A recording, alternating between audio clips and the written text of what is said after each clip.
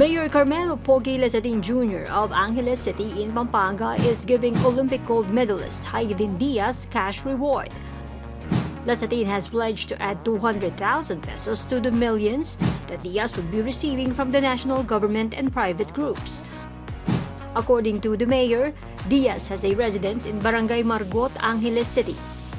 The athlete also trained in one of the CrossFit gyms in the city.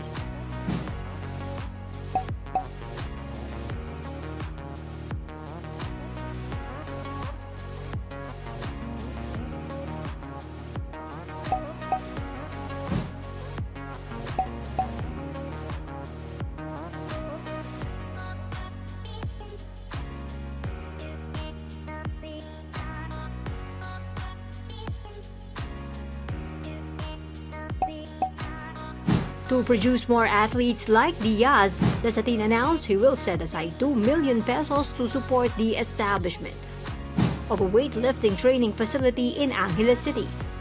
The mayor said he will invite Diaz to train potential weightlifters.